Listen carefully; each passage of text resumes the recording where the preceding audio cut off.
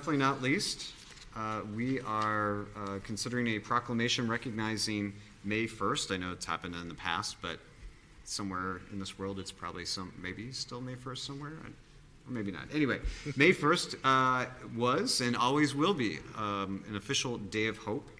And we have Randy Anderson, resident of Golden Valley, here to talk about what a day of hope is and why. Yeah, thank you, Mayor and council members, for considering this. And I just want to give a short backstory. I was invited last year to a recovery summit held at SAMHSA, Substance Abuse Mental Health Service Administration in Maryland.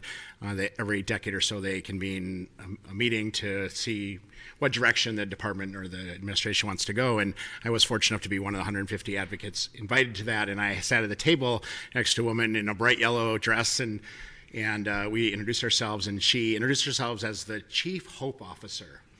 And I thought, is that a real title? I was really, I wanted to know more. And then she had said she's a representative of the United Nations, and they're working on this Hope Initiative, and they teach hope. And it was just amazing. I was completely floored, and I thought, I want that title, Chief Hope Officer, who doesn't? And for me, though, what really resonated was being a person in recovery, now 18 years, one of the pillars of recovery is hope. We hope by telling our story and sharing that journey with others, that we provide hope and show them that recovery is possible. And so it's a big pillar of recovery. And so for me, it just made perfect sense. Why wouldn't the Chief Hope Officer be at a meeting with all recovery advocates, right? So she's been working on this initiative, and I'm not going to try to, I'm just going to read off the website to make it easy to explain what it is. So what is International Day of Hope? A day focused on celebrating the science of hope, ensuring all know how to proactively manage hopelessness and provide strategies for how to activate hope. As hopelessness, emotional despair, and motivational helplessness is normal and often a consequence of oppression and discrimination, we must take a whole society approach to hope.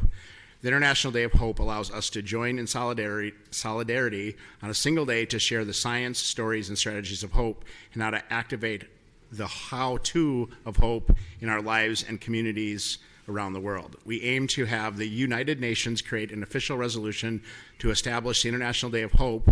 We kick off a 5-day campaign to activate hope in communities through the use of 5-day Global Hope Challenge, yard signs, sunflower gardens, workplace educational posters, sunflower shine murals, live speaking events, teaching hopeful minds in classrooms, and much more. We also ask that mayors, governors, and schools to issue a proclamation for their own town and environment, showing solidarity in making the day official and joining the Hopeful Cities movement.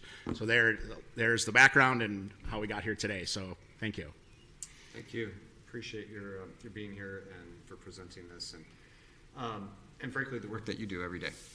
And I finally had the chance to work side by side with you a little bit up at the state capitol. And hopefully we'll be successful this year in bringing more hope. Right. Absolutely. For the Steve Romer Hope Network. Exactly. When you said that, it's exactly, it clicked for me too. So really appreciate your leadership and to be representing us as one of, you said 125? 150 advocates, recovery, harm reduction advocates, all kinds of people in the substance use space coming together, yeah. Well, we're lucky to have you and to represent us as well, proudly, so thank you. Thanks. Members, any questions or comments for Mr. Anderson? Councilmember Lemire Anderson, do you have any specific questions? I do have a lot of questions for Mr. Anderson, but I can ask him those questions at a later time. Just thought I'd take advantage of the convenience. Thank you, though. Yes. You're on the spot. Go for it. Most of them are informal and not related to this problem. Understandable. And Mr. Anderson, of course, thank you for serving on our Peace Commission. I know that's been very valuable, and in terms of that is one of it's our newest commission, and has required a lot of time and intensive effort to get it off the ground. So thank you for that as well. Yeah. Appreciate the perspective you bring for that. Members, if there are any other questions or comments, I'll entertain a motion for approval of the proclamation recognizing a Day of Hope. So moved. There we go. Moved by Councilmember Lemire Anderson, coincidentally. Is there a second? Second. Councilmember Sandberg seconds it. All those in favor of the proclamation, please say aye. Aye. All those opposed, please say nay. The ayes have it. It is approved. Thank you again.